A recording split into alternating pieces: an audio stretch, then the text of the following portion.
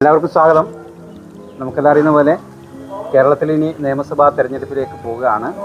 മട്ടന്നൂർ നിയോജക മണ്ഡലത്തിൽ LDF സ്ഥാനാർത്ഥിയായി DYFI സംസ്ഥാന സെക്രട്ടറി ആയിട്ടുള്ള VK സനോജ് വരികയാണ്. ഔദ്യോഗികമായി പ്രഖ്യാപിച്ചിരിക്കുന്നു.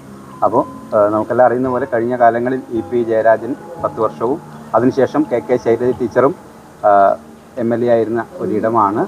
ഈ ശൈലജ ടീച്ചർ പടിയിറങ്ങുന്ന സമയത്ത് സ്വാഭാവികം 3000 കോടി രൂപയുടെ വികസന പദ്ധതികൾക്ക് നടന്നുകൊണ്ടിരിക്കുന്നുണ്ട്. അതേപോലെ പ്രഖ്യാപിച്ചതൊക്കെ ഉൾപ്പെടെ ഉള്ള ഒരു നിരവധി പദ്ധതികളുണ്ട്. എങ്ങനെയാണ് മട്ടന്നൂർ നിയോജക മണ്ഡലത്തിലെ ആളുകളോട് പറയാനുള്ളത്? ആദ്യമായി മട്ടന്നൂർ അസംബ്ലി മണ്ഡലത്തിൽ മത്സരിക്കുന്ന VK സനോജ് എന്ന ഞാൻ നിങ്ങളോട് വോട്ട് അഭ്യർത്ഥിക്കുകയാണ്. നിങ്ങൾ ഈ പറഞ്ഞതുപോലെ ഈ കഴിഞ്ഞ 15 വർഷത്തിനിടയിൽ മട്ടന്നൂരിലുണ്ടായിട്ടുള്ള അത്ഭുതകരമായിട്ടുള്ള മാറ്റങ്ങൾ, വമ്പൻ വികസന മുന്നേറ്റം, വിമാനത്താവളവും അതിനനുബന്ധ കാര്യങ്ങളെല്ലാമായി ബന്ധപ്പെട്ട് നടന്നിട്ടുള്ള വലിയ വികസന പ്രവർത്തനങ്ങൾ, അതിനെല്ലാം തുടർച്ച ഉണ്ടാക്കുക എന്നുള്ളതാണ് ഏറ്റവും പ്രധാനപ്പെട്ട ഉത്തരവാദിത്വം. അതിനെല്ലാം തുടർച്ച ഉണ്ടാക്കുകയും പുതിയ പദ്ധതികൾ ആവിഷ്കരിച്ച് കൂടുതൽ ആളുകൾക്ക് തൊഴിലവസരം സൃഷ്ടിക്കാൻ ആവശ്യമായ കാര്യങ്ങൾ കൂടി ചെയ്യണം എന്ന് തന്നെയാണ് ആഗ്രഹിക്കുന്നത്.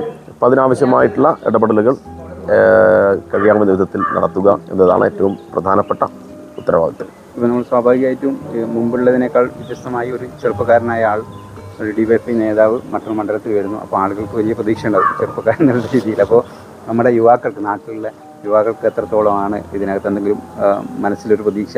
അല്ല, അത് ഞാൻ പറഞ്ഞത്, ഇവിടെ ഇപ്പം ചെറുപ്പക്കാരെ സംബന്ധിച്ചിടത്തോളം തൊഴിലാണ് ഏറ്റവും പ്രധാനപ്പെട്ട കാര്യം. ഇപ്പം നമ്മുടെ നാട്ടിൽ നിന്ന് ഉയർന്നു വരുന്നൊരു പ്രധാനപ്പെട്ട ഒരു ചെറുപ്പക്കാരുമായി ബന്ധപ്പെട്ട ഒരു പ്രശ്നം എന്ന് പറയുന്നത്, വിദ്യാഭ്യാസം അനുസരിച്ച് തൊഴിലെടുത്ത് നാട്ടിൽ തന്നെ ജീവിക്കാനുള്ള സാഹചര്യമില്ല, അതിൻ്റെ പരിമിതിയാണ്.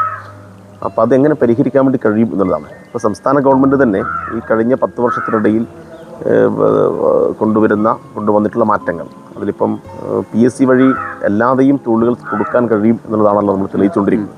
അപ്പോൾ അതിനെ കൂടുതൽ ശക്തിപ്പെടുത്തേണ്ടതുണ്ട്.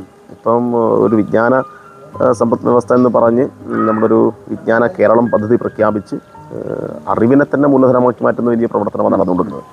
അപ്പോൾ ഇവിടെ ഈ മണ്ഡലത്തിലെ അഭ്യസ്തവിദ്യരായ ചെറുപ്പക്കാരുടെ അറിവിനെ എങ്ങനെയാണ് മൂലധനമാക്കി മാറ്റാൻ വേണ്ടി കഴിയുക, എങ്ങനെയാണ് അറിവിനെ ഉപയോഗപ്പെടുത്തിക്കൊണ്ട് സ്റ്റാർട്ടപ്പുകൾ, പുതിയ സംരംഭങ്ങൾ, അതിനെ വ്യവസായമാക്കി മാറ്റാൻ ആവശ്യമായിട്ടുള്ള കാര്യങ്ങൾ, അതിനെ അടിസ്ഥാനപ്പെടുത്തിയുള്ള തൊഴിലവസരങ്ങൾ, ഇതൊക്കെ സൃഷ്ടിക്കുന്നതാണ് പ്രധാനപ്പെട്ട കാര്യമാണ്. അപ്പോൾ അതിന് ഭാവനാപൂർണ്ണമായിട്ടുള്ള പദ്ധതികൾ ആവിഷ്കരിക്കേണ്ടതുണ്ട്. അപ്പം അതിന് നേതൃത്വം കൊടുക്കുമ്പോൾ സ്വാഭാവികമായിട്ടും ചെറുപ്പക്കാർക്കത് വലിയ ഗുണകരമാവും.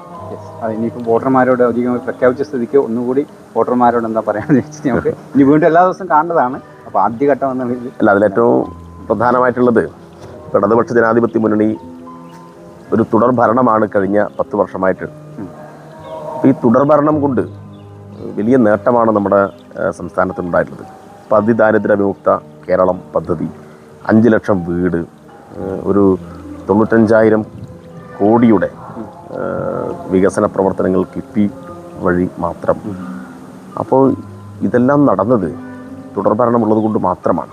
കേരളത്തിലെ പൊതുവിദ്യാലയങ്ങൾ ഇത്രമാത്രം മെച്ചപ്പെട്ടത് തുടർഭരണത്തിൻ്റെ ഏറ്റവും പ്രധാനപ്പെട്ട ഗുണമായി നമ്മൾ കാണേണ്ടത്. അപ്പോൾ തുടർഭരണം ഉണ്ടായിക്കഴിഞ്ഞാൽ ഇന്ന് ഈ 10 വർഷം കൊണ്ട് നമ്മളുണ്ടാക്കിയിട്ടുള്ള നേട്ടങ്ങളുടെ കുറേ കൂടി വേഗതയിൽ നമുക്ക് മുന്നേറ്റം ഉണ്ടാക്കാൻ വേണ്ടി കഴിയും എന്നുള്ളതാണ്.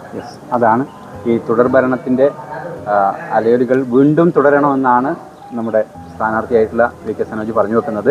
അപ്പോൾ ഇനി വോട്ടർമാരിലേക്ക്, നിങ്ങളിലേക്ക് ഇനി അടുത്ത സമയങ്ങളിൽ വരാൻ വേണ്ടി പോവുകയാണ്. അപ്പോൾ നമുക്ക് സ്വാഭാവികമായും നമുക്ക് ഒരുപാട് സംസാരിക്കുമ്പോൾ അവരോടൊപ്പം നിൽക്കണമെന്നാണ് പറയുക. അങ്ങനെ നമ്മളിപ്പോൾ പറയുന്നത് VK സനോജിനോടൊപ്പം നമുക്ക് നിൽക്കാമെന്ന് ഓർമ്മിക്കുകയാണ്. നമ്മുടെ ക്യാമറ ചെയ്യുന്നത് അമൽമണിയാണ്. വീണ്ടും മറ്റൊരിടത്ത് കാണാം. ഇനി എല്ലാ ദിവസവും നമ്മൾ ഒരുമിച്ച് കാണുമെന്ന് ഓർമ്മിക്കുകയാണ്. അപ്പോൾ എല്ലാ സഹകരണവും പ്രതീക്ഷിച്ചുകൊണ്ട് വീണ്ടും മറ്റൊരു PKK എന്റർപ്രൈസസ് ഇനി മുതൽ മട്ടന്നൂർ വായാന്തോടിലും paint, hardware, plywood, glass, kitchen accessories എന്നിവയുടെ കണ്ണൂരിലെ ഏറ്റവും വിശാലമായ showroom PKK enterprises paints, plywood, glass, hardwares, Vayanthode, Mattannur.